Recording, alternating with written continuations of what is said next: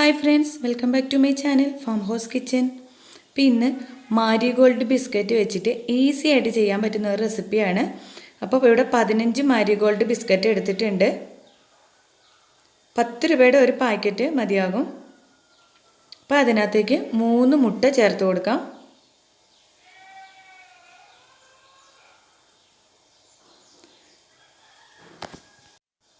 അപ്പോൾ 3 മുട്ട ചേർത്ത് കൊടുത്തിട്ടുണ്ട്. ഇനി ഇത് നമുക്കൊരു മിക്സിയുടെ ജാറിലോട്ട് ഇട്ട് കൊടുക്കാം. അപ്പോൾ മാരിഗോൾഡ് ബിസ്ക്കറ്റ് തന്നെ വേണമെന്നൊന്നുമില്ല. കുട്ടികൾക്ക് വാങ്ങി വെച്ചിട്ട് തണുത്തു പോയ ബിസ്ക്കറ്റ് ഉണ്ടെങ്കിൽ പാർലേജിയുടെ ബിസ്ക്കറ്റോ ഒക്കെ ഉപയോഗിക്കാം കേട്ടോ. ഇനി മധുരത്തിന് ആവശ്യമായിട്ടുള്ള പഞ്ചസാര ചേർത്ത് കൊടുക്കാം. പിന്നെ 15 ബിസ്ക്കറ്റ് 3 മുട്ടയ്ക്ക് 250 ml പാലാണ്. വെള്ളമൊന്നും ചേർക്കാതെ കാച്ചി തണുപ്പിച്ച് വെച്ചിരിക്കുന്ന പാലാണ് കേട്ടോ. ഇനി വനില എസൻസ് ചേർത്ത് കൊടുക്കാം.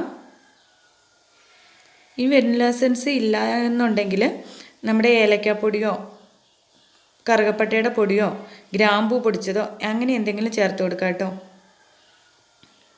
അപ്പോൾ നമ്മുടെ മിക്സ് നല്ലോണം റെഡിയായി വന്നിട്ടുണ്ട്. ഇനി നമുക്ക് പഞ്ചസാര ഒന്ന് കാരമലൈസ് ചെയ്ത് കൊടുക്കാം.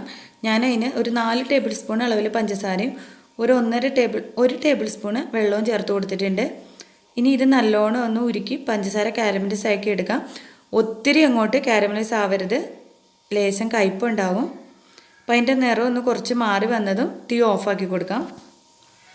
കാരമലൈസ് ചെയ്ത പഞ്ചസാര സിറപ്പ് നമുക്ക് പുഡിങ് സെറ്റ് ചെയ്യാനുള്ള പാത്രത്തിലോട്ട് ഒഴിച്ചു കൊടുക്കാം. ഇനി അതൊന്ന് സെറ്റായിട്ട് വന്നതും നമ്മൾ അടിച്ചു വെച്ചിരുന്ന പുഡിങ് മിശ്രിതം ഇതിനകത്തോട്ട് ഒഴിച്ചു കൊടുക്കാം. അത് കഴിഞ്ഞിട്ട് ഒരു അലുമിനിയം ഫോയിലിൻ്റെ പേപ്പർ വെച്ചിട്ട് പാത്രം നല്ലോണം ഒന്ന് കവർ ചെയ്ത് കൊടുക്കാം.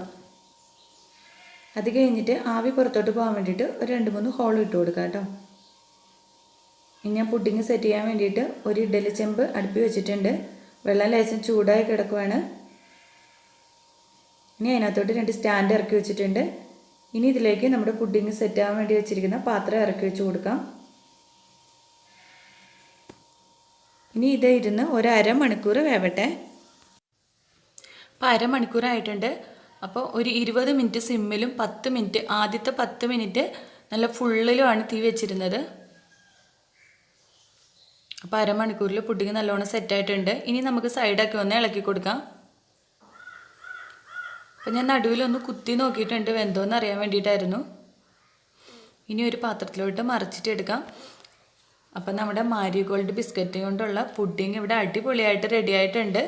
നിങ്ങൾക്ക് കാണാമല്ലോ ഇതെന്തോരം സോഫ്റ്റ് ആണെന്ന്. അപ്പോൾ ഈ വീഡിയോ ഇഷ്ടപ്പെട്ടാൽ ലൈക്ക് ചെയ്യുക, ഷെയർ ചെയ്യുക, ഈ ചാനലും സബ്സ്ക്രൈബ് ചെയ്യുക. ബൈ.